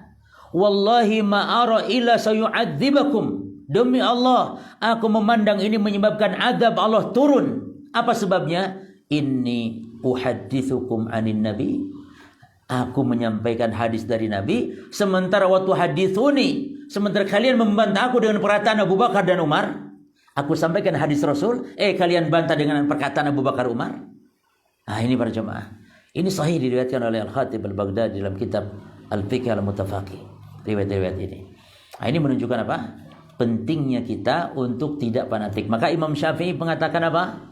Kata Imam Syafi'i, ajma'al muslimun. Umat Islam sepakat ala anna man istabana lahu sunnatun min Rasulillah. yakni barang siapa yang sudah jelas datang sunnah dari Rasulullah, kata Syafi'i, lam yahilla lahu, tidak halal baginya, yakni haram, tidak halal baginya an yada'aha, meninggalkan sunnah Rasul tersebut, liqauli ahadin, demi perkataan seseorang. Hadis Nabi dia tinggalkan demi perkataan seseorang. Sepakat apa kata Ibnu Umar, Ibnu Abbas dan juga Imam Syafi'i. Ya, dan inilah para ulama kita dalam bersikap, para jamaah. Taib.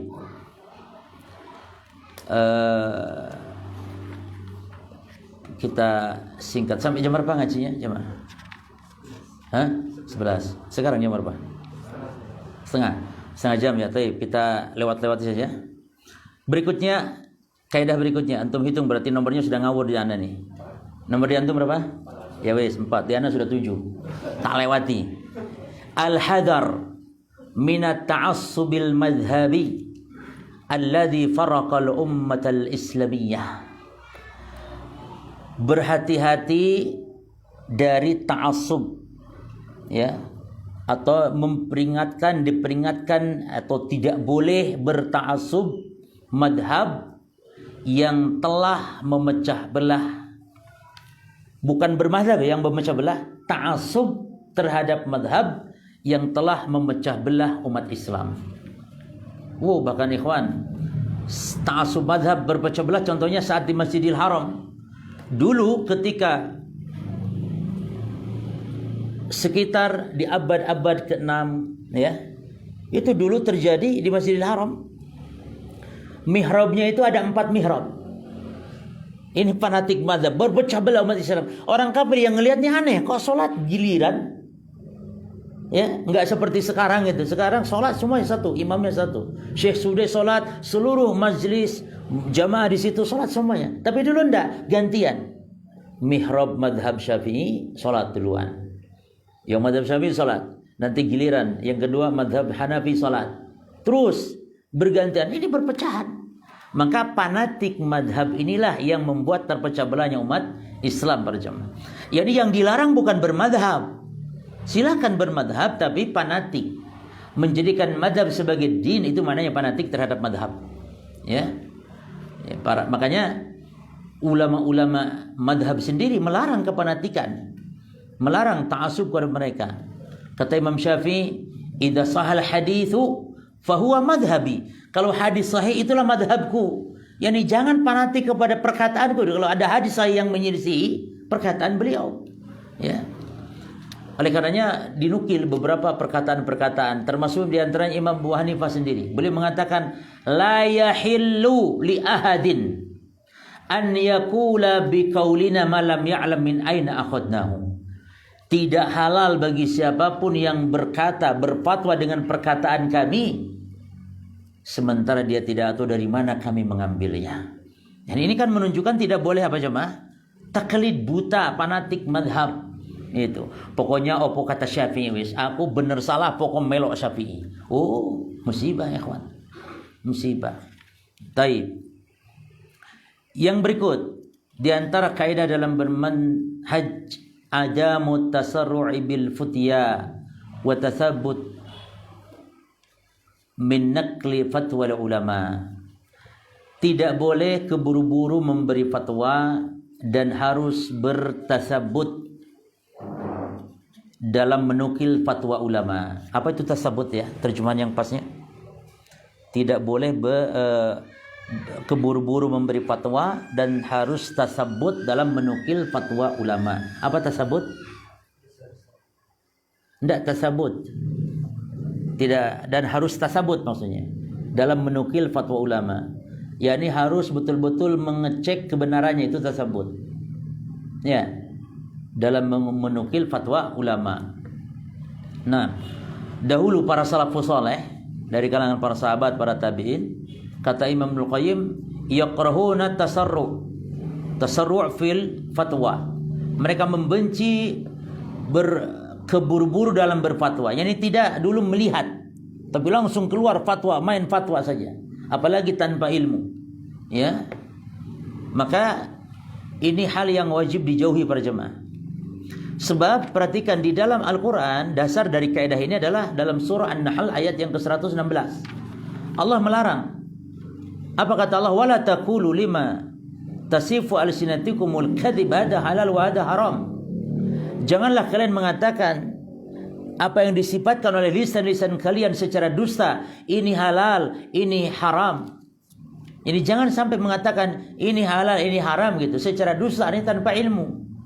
Litaftaru 'ala Allahi, untuk mengaku-ngaku, mengada-ada atas nama Allah al-kadhib, secara dusta.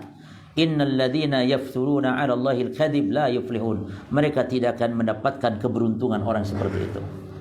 Mereka juga tidak akan diberi ilmu, ikhwan.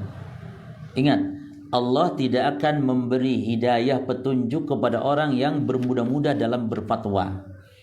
Allah menyebut tidak ada kedzaliman daripada orang yang berbicara secara dusta atas nama Allah.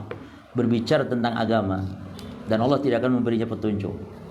Maka terkadang ilmu seorang tidak berkah ketika dia dengan mudahnya berfatwa tanpa dasar ilmu. Nah, kemudian kaidah berikut,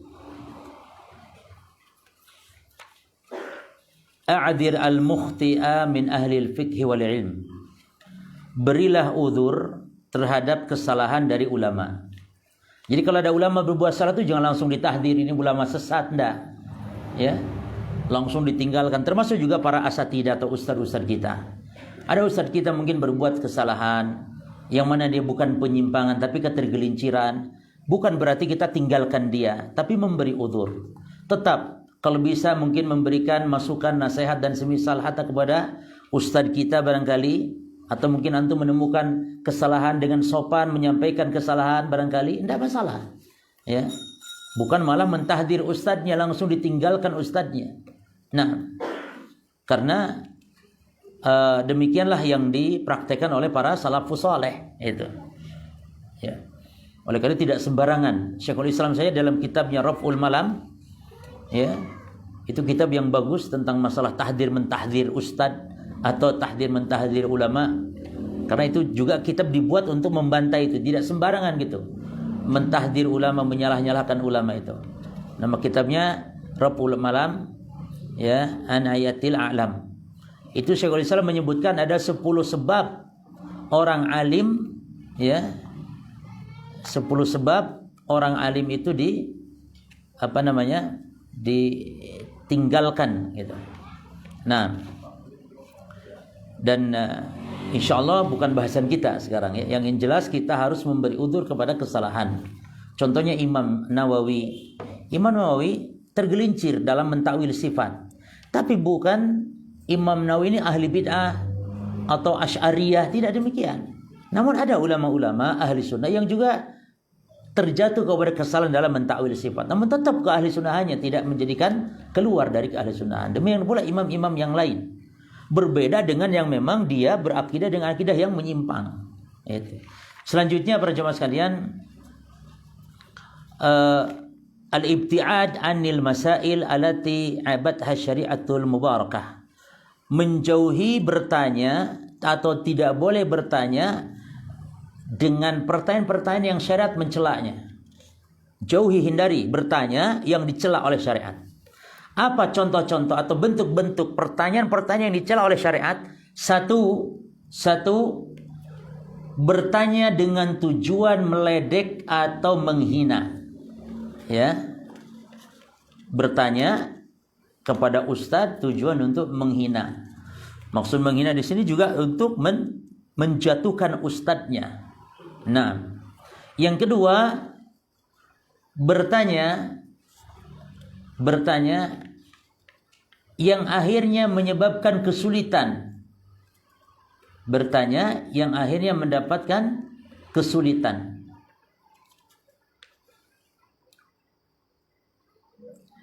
Di dalam surah An-Nisa ayat 153 berjamaah, Allah berfirman tentang ahlul kitab.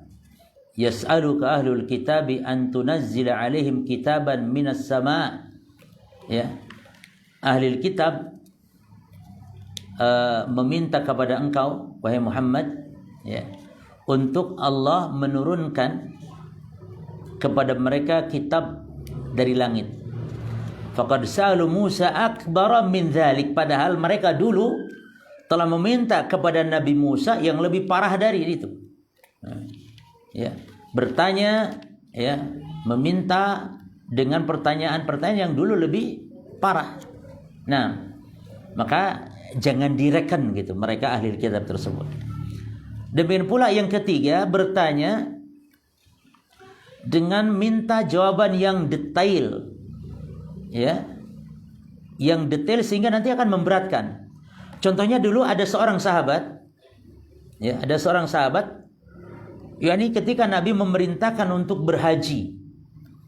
Kata Nabi, ayuhan nas qad faradallahu alaikumul hajj fahajju. Wahai manusia, Allah telah wajibkan kalian untuk haji, maka berhajilah. Lalu ada orang bertanya, ini contoh pertanyaan yang tidak boleh, karena terlalu meminta detail sehingga akan memberatkan dia. Sahabat ini tanya, aku la'am ya Rasulullah. Ya Rasul, hajinya apakah tiap hari, tiap tahun? Harusnya nggak usah tanya, cukup tunaikan saja, haji selesai. Bertanya, apakah tiap tahun wahai Rasulullah? Nabi terdiam. Fasakata. Hatta qala salasa. Sampai orang ini ngomong sampai 3 kali. Nabi padahal tidak jawab, Nabi diam. Ya Rasul, apakah harus tiap tahun? Nabi diam. Ya Rasul, apakah harus tiap tahun? Barulah setelah bertanya 3 kali Nabi jawab, law qultu na'am lawajabat wala mastata'tum. Kata Nabi, seandainya aku jawab iya, tentu nanti Allah wajibkan harus tiap tahun dan akhirnya kalian tidak akan sanggup menunaikan haji tiap tahun. Jadi kalau Nabi katakan, wahai manusia berhajilah, ya sudah, mana berarti sekali saja haji selesai. Karena hukum asal perintah itu perjamaah kalau nggak diikuti dengan bilangan, hukum asal perintah kalau tidak diikuti dengan bilangan, hukum asalnya berapa kali? Hukum asalnya sekali. Makanya kalau disebutkan 5 kali, Allah sebutkan, Rasul sebutkan. Kata Nabi, ketika Nabi memerintahkan Mu'adh dakwah di negeri Yaman, Nabi mengajarkan kepada Mu'adh, fa'alimhum annallah tarada alaihim 5 salawatin fil yawm wa laylah. Kalau mereka sudah mentaatimu tentang tauhid, maka ajarkan, beritahu mereka Allah mewajibkan kepada mereka 5 kali salat sehari semalam. Kalau Nabi mengatakan tanpa diikuti dengan bilangan, berarti banyak sekali. Contoh misalnya, antum nyuruh anak antum, nak belikan bapakmu rokok. Ini maksudnya masuk rokok sih, ojo rokok. Nak belikan bapakmu apa? Bakso ya, bakso. Ini hukum asal perintah ini berapa kali jemaah? Iya. Dan baksonya pun berapa biji? Ya 1 saja. Kecuali kalau ngomong, nah belikan bapakmu bakso 7. Ya, karena ada tamu nih, ada dari Pasuruan misalnya. Maka berarti 7 gitu. Kalau enggak berarti 1 saja. Demikian. Maka hukum asal kawin 1 atau poligami? Hukum asal kawin. Ini khilaf ulama jemaah ya. Khilaf ulama. Memang ada ulama yang mengatakan hukum asalnya poligami katanya. Karena Allah berfirman, "Fankihu ma taba lakum minan nisa'i masna wa thulatha wa ruba." Maka nikahilah wanita yang baik berapa? 2, 3 atau 4. Berarti hukum asal perintah ini 2, 3 atau 4. Berarti hukum asal nikah perintahnya poligami dulu. Namun ingat, sebagian ulama mengatakan tidak. Justru perintah nikah itu awalnya adalah 1 istri. Baru boleh kalau memenuhi syarat untuk menikah lebih dari 1. Karena di situ Allah berfirman, ini ayat belum selesai. Fankihu ma taba lakum minan nisa'i masna wa thulatha wa ruba. Lalu kata Allah, fa in khiftum ala ta'dilu, tapi kalau tidak sanggup berbuat adil maka berapa? Fawahidu. Ibu-ibu semangat. 1 gitu. Maka nikahi 1 saja. Berarti Allah tidak memerintahkan untuk berpoligami, tapi Allah perintahkan 1 saja. Tapi kalau sanggup berbuat adil silahkan. Berarti sifatnya mempersilahkan, bukan memerintahkan untuk awal berpoligami. Maka ini ada khilaf ulama ya. Kalau menurut sebagian pendapat ulama di antara Syekh bin Baz memang mengatakan hukum asal nikah poligami. Tapi banyak mayoritas ulama yang lain mengatakan lah, hukum asal nikah 1 saja. Namun diberi ya istilahnya kemudahan dari syariat boleh. Dan bisa berhukum wajib, bisa sunnah, tergantung nanti kondisinya. Yang jelas disyariatkan boleh berpoligami. Baik.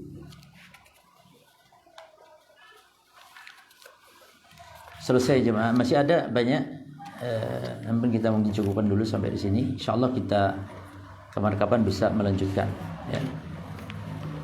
Di antaranya bagaimana ahli sunnah wal jamaah di dalam mengambil ilmu, ya, dan bagaimana ahli sunnah wal jamaah dalam berdalil. Ini penting. Ini pembahasan manhaj yang sangat rinci. Bagaimana kita dalam berdalil, bagaimana seorang muslim yakni mensikapi dalil. Itu juga ada bahasan di sini, ada kitab di sini bagus judulnya Manhajus Salaf fi Ta'ammul Ma'an Nusus. Metode para salaf di dalam mensikapi dalil-dalil. Nah, seperti apa dalam mensikapi? Insya Allah ini juga perlu kajian lagi, 1 kajian, karena ada beberapa, ini ada sampai 5 lembar, 6 lembar pembahasan. Ya, wallahu a'lam. Tapi ada hadiah nih untuk ibu-ibu ibu-ibu 1, untuk ikhwan 2. Untuk ibu-ibu dulu. Jawabnya langsung ibu ya, jawabnya langsung. Taib. Sebutkan perkataan Imam Az-Zuhri, kalau bisa bahasa Arabnya, kalau tidak bisa bahasa Arabnya. Sebutkan perkataan Imam Az-Zuhri. Monggo. Langsung saja angkat tangan dulu langsung.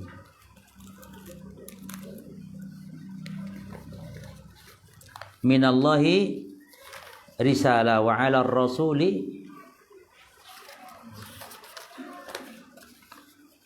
Apa perlu diganti, Bu? Soalnya diganti aja ya. Atau enggak? Diganti soalnya atau tidak? Hah? Todol. Bagaimana? Oh, ganti yang muda. Nah, yang muda apa ya? Sebutkan dalil. Oh, tambah susah juga kalau sebutkan dalil. Sebutkan dalil. Taib.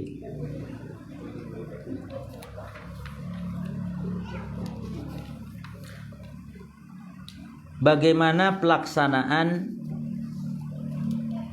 atau bagi orang yang haji tamattu, Bu ya, lalu tidak mampu berkurban. Tidak mampu berkurban ya, karena mungkin gak punya duit atau beli kambing, kambingnya gak ada. Apa yang harus dilakukan oleh orang yang haji tamattu tersebut? Jawab. Terus? Berapa hari puasanya?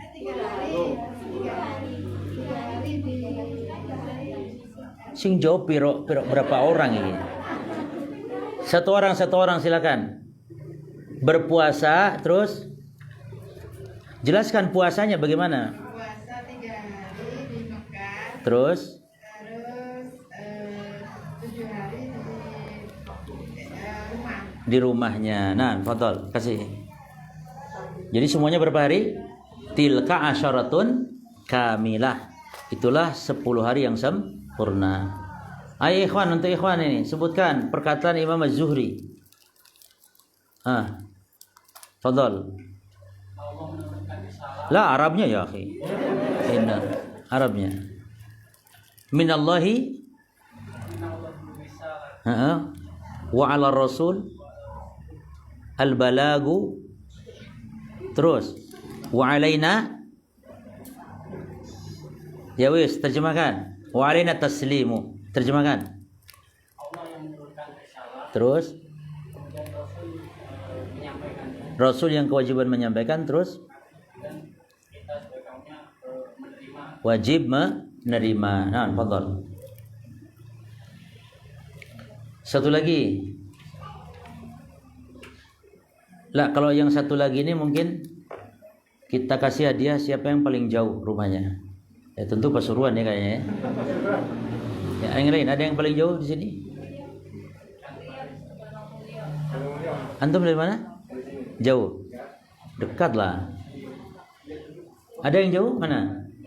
Saya hargai pengorbanannya, Masya Allah. Jauh berangkat juga ngaji di sini. Mana? Mana yang dari Ngeliap? Mana? Antum? Ya. Jauh mana? Ngeliap ya, fadhol. Nanti anak ke pantai Ngeliap mampir antum ya. Ya wes. Insyaallah. Taib. Cukup ya, jemaah. Sampai jam 11? Kurang sedikit. Taib, betul soal jawab kalau gitu disambung. Silakan, ada yang bertanya. Yang dari umat sudah masuk semua pertanyaan? Taib, kita jawab dulu yang pertama, apakah wajib mana berakikah atau berkurban jika usia kita sudah lanjut sedangkan dulu belum diakikahi? Al-jawab kurban. Karena akikah itu bukan kewajiban kita, tapi kewajiban siapa? Orang tua kita. Walaupun boleh ya, tidak kita bid'ahkan, dah. Orang yang berakikah untuk dirinya sendiri, walaupun yakni sudah dewasa atau sudah tua. Karena hadis yang dijadikan dasar memang ada perselisihan, namun sebagian ulama menghasankan. Seperti Syekh Albani rahimahullah taala di mana hadis itu disebutkan dari Anas bin Malik, aqa Rasulullah sallallahu alaihi wasallam an nafsihi ba'dal bi'tsah. Kata Anas, Rasulullah sallallahu alaihi wasallam mengakekahi dirinya sendiri setelah diangkat menjadi rasul. Hadis ini sebagian mendhaifkan, namun sebagian menghasankan sehingga bisa diamalkan, termasuk diantaranya apa yang dikatakan oleh Syekh Albani rahimahullah ta'ala. Oleh karenanya masalah orang mengakekahi sendiri silahkan, tapi tidak penting. Justru yang penting adalah kalau dia mampu pas di musim kurban, berkurban dia lebih penting, karena kurban kewajiban bagi dia setiap keluarga. Dan kurban itu ibu-ibu tolong perhatikan, bapak-bapak juga, kurban itu kewajiban bukan setiap individu kurban itu, tapi kewajiban per sekeluarga. Dan patokan keluarga itu 3. 1 serumah, 2 ada hubungan memberi nafkah, yang ketiga ada hubungan darah. Jadi serumah, ada hubungan darah, ada juga dalam hubungan memberi nafkah. Contoh, ada anak yang sudah besar tapi masih di bawah kuasa orang tuanya, walaupun dia pindah rumah atau beda rumah karena ngekos, maka si anak ini tetap tidak perlu kurban, dia cukup berkurban keluarganya walaupun dia pindah rumah atau beda rumah. Karena apa dia? Karena masih di bawah nafkah orang tuanya. Ya, beda dengan anak yang sudah berkeluarga, lalu pisah rumah dengan orang tuanya, berkeluarga, maka sang anak wajib dia untuk berkurban atas nama keluarganya. Jadi berkurban itu atas nama keluarga. Sebagaimana kata Nabi, ayuhan nas, inna ala kulli ahli baitin min kulli am udhiyah. Wahai manusia, sungguhnya setiap satu keluarga di setiap tahunnya itu kewajiban berkurban.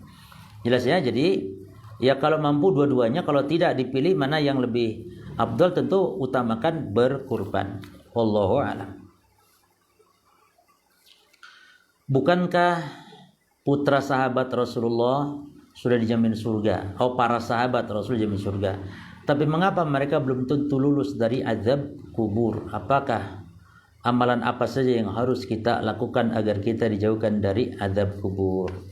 Tapi para jamaah sekalian, orang masuk surga itu caranya tidak sama. Ada orang yang masuk surga harus diazab dulu di neraka jahanam. Ada yang masuk surga langsung tanpa hisab, tanpa azab. Oleh karenanya kalau kita minta surga kepada Allah, tolong perhatikan, minta juga pasangannya agar dihindarkan dari api neraka. Jadi doa yang berpasangan itu, doa minta surga itu pasangan dengan diselamatkan dari neraka. Maka doanya jangan Allahumma inni as'alukal jannah tok, tapi Allahumma inni as'alukal jannah wa a'udzubika minan nar, dan dibaca 3 kali. Dan di antara sunnah para jemaah ya, Nabi ketika minta hujan kepada Allah, itu Nabi sebut 3 kali. Allahumma aghithna, Allahumma aghithna, Allahumma aghithna. Jadi disunahkan al-ilhahu fid du'a. Disunahkan untuk ilhah dalam doa. Ilhah itu merengek-rengek. Jadi kalau Allah itu suka kepada hamba yang merengek. Ya Allah minta, ya Allah, ya Allah minta, ya Allah, ya Allah minta. Tapi kalau anak antum merengek terus, antum jengkel kan? Pak mintalah pak balon ini, minta ini. Ya sik tanya, Pak mintalah pak balon. Sik tahu Pak mintalah pak. Oh ditempelengnya nanti. Merengek kalau anak itu jelek gitu jemaah. Kamu menunjukkan tidak sabar. Tapi kalau hamba merengek kepada Allah, ini justru diperintah dan Allah suka, Allah cinta. Maka merengek 3 kali. Dalam hadis kata Nabi, man sa'alal jannah thalatha marrat qalatil jannah Allahumma adkhilul jannah. Siapa yang minta surga kepada Allah 3 kali, maka surga mendoakan, ya Allah, surga lo jamaah mendoakan kita, ya Allah masukkan dia kepada surga. Jadi surga rindu dengan kita agar dimasukinya. Kalau kita minta kepada surga, minta kepada Allah surga. Demikian pula man istajara nar thalatha marrat qalatinar Allahumma ajirhu minan nar. Demikian pula siapa yang berlindung kepada Allah dari neraka sebanyak 3 kali, maka neraka mendoakan, ya Allah hindarkan hambamu ini masuk neraka. Nah, jadi apa jemaah? Banyak macam orang masuk surga. Jadi ada yang masuk langsung, ada yang kena azab. Kemudian siksa kubur jemaah. Ada orang yang masuk surga namun harus diazab di kuburnya.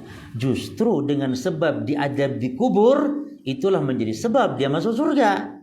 Karena azab kubur adalah di antara sebab dan hikmahnya menyelamatkan azab di akhirat kelak.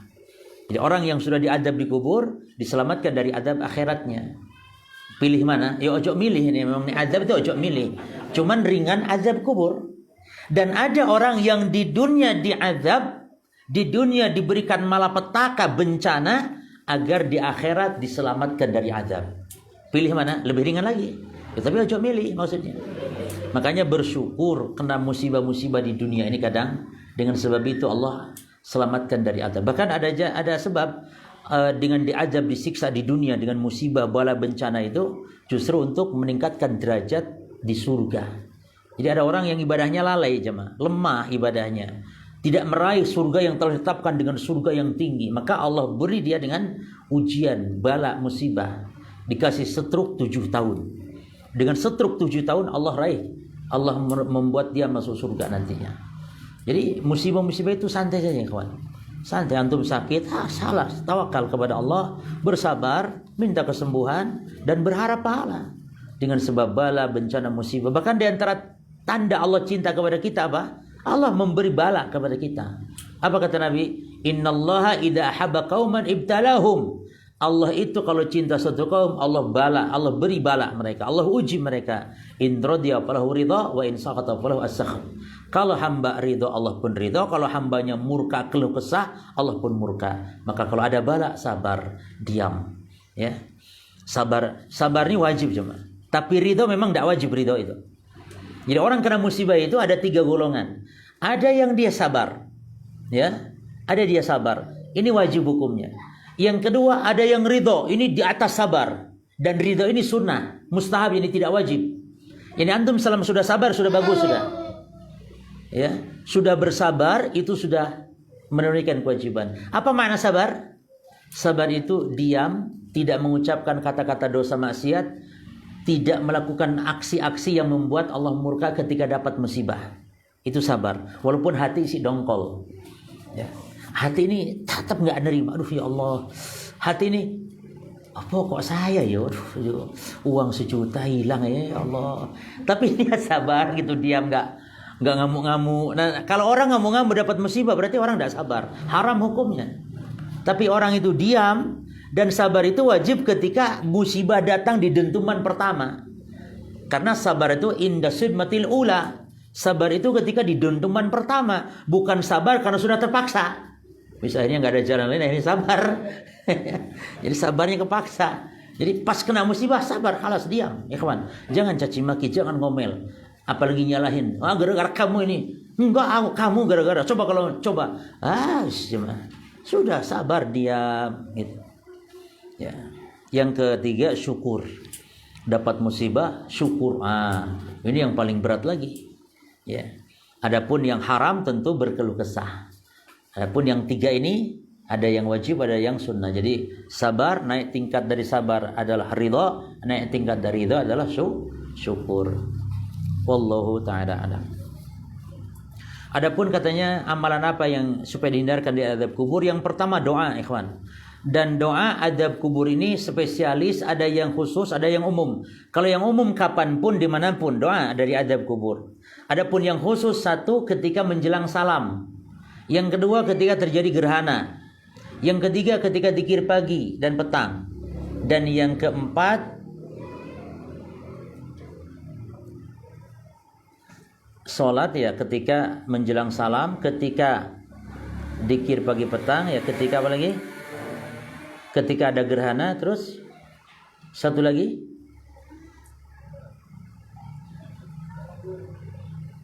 lupa ya namanya, lupa. Ini juga lupa. Banyak maksiat ini kalau lupa gini nih kawan. Kalau kita penuntut ilmu sudah lupa-lupa begini, itu kita mari berintrospeksi, banyak maksiat kita. Nah, harus hati-hati. Baik, kemudian di antara amalan yang lain selain doa apa? Adalah dengan menghindari penyebab azab kubur. Hindari seperti kencing yang sembarangan. Baik sembarangan dilihat orang atau sembarangan tidak cebok.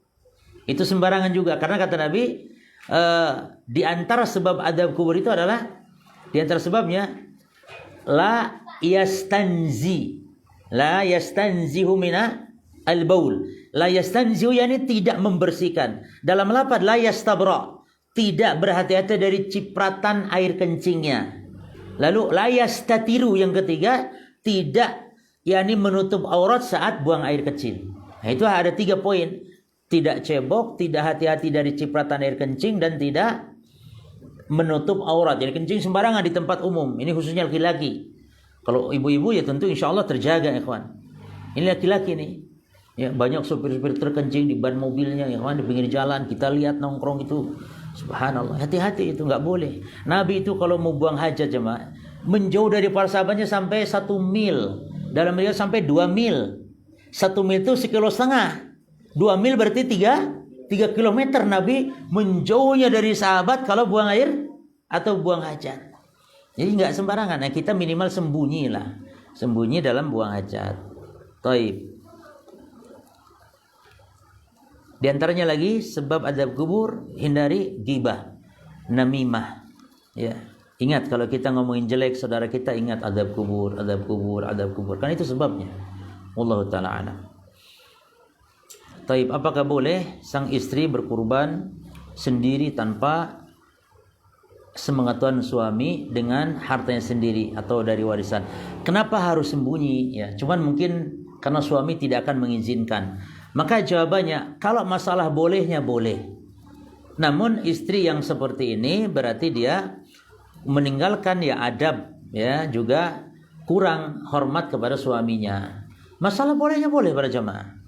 Ya, termasuk sedekah juga sembunyi-sembunyi boleh. Ya, tapi lebih baik kalau minta izin suami. Kalau menyulitkan, mungkin suami akan melarang dan semisal, sehingga kesulitan kita untuk beramal soleh, maka hal ini dibolehkan. Hanya saja ibu-ibu kalau untuk kurban, ini saya kira kurang begitu maslahat kalau suami sudah berkurban. Kecuali kalau suami nggak mampu berkurban, maka sang istri boleh berkurban, ya, dalam rangka mewakili keluarganya. Itu boleh. Tapi kalau suami sudah berkurban, maka sang istri tidak perlu berkurban lagi. Tapi cukup mungkin barangkali ya digabungkan kurban gitu, agar jadi kurban keluarga itu menjadi 2 ekor barangkali. Begitu. Adapun dengan kurban lagi secara khusus mungkin tidak disyariatkan. Nah, apa hukum menghadiri acara tasyakuran karena suami melarang saya untuk hadir? Ya nggak boleh, haram para ibu-ibu. Kalau suami melarang untuk menghadiri acara apapun, hatta ke masjid sekalipun, ya, untuk ta'lim dan yang semisal, maka kita tetap tidak menghadiri. Namun kalau ke masjid suami berdosa. Tapi kalau selain ke masjid, ya, maka suami berhak untuk melarang. Ya, jadi diberi kebebasan. Tapi kalau istrinya minta izin ke masjid, suami nggak boleh melarang. Berdosa suami ini kalau melarang, kecuali ada udzur. Ya, boleh suami melarang kalau ada udzur. Kalau nggak ada udzur, nggak boleh suami melarang istri ke masjid. Berarti kalau tanpa udzur melarang istri selain ke masjid boleh, walaupun tanpa udzur. Suami sesuka dia untuk melarang istrinya, ya, walaupun tanpa udzur cuma. Tapi kalau melarang ke masjid boleh hanya kalau ada udzur saja. Kalau tanpa udzur berarti suami dilarang untuk melarang istrinya ke masjid. Karena Nabi mengatakan, la tamna'u imallahi masajidallah. Janganlah kalian melarang para wanita-wanita istri kalian untuk menghadiri masjid-masjid Allah. Tapi para istri kalau sudah dilarang suami, ya jangan ngotot maksa. Biar suami berarti berdosa. Gitu. Tapi tetap jangan ngotot para istri kalau dilarang ke masjid pun. Apalagi dilarang keluar dari masjid, misalnya ke mall atau belanja atau menghadiri acara-acara, maka istri berdosa kalau maksa hadir. Istri berdosa kalau maksa hadir.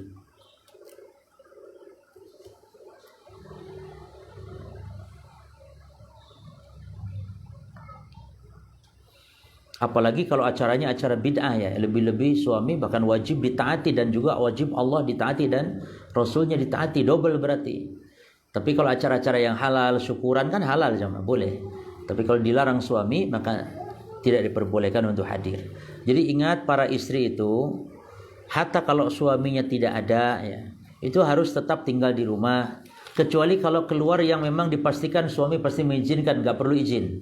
Kalau belanja ke warung, suami dipastikan mengizinkan, maka nggak masalah. Tapi kalau suami nggak ada di rumah, istri mau keluar, maka tetap harus minta izin, yaitu kepada suaminya. Ya. Adapun kalau puasa sunnah, maka tidak perlu izin. Kalau suami nggak ada di rumah. Tapi kalau keluar rumah, tetap istri harus izin.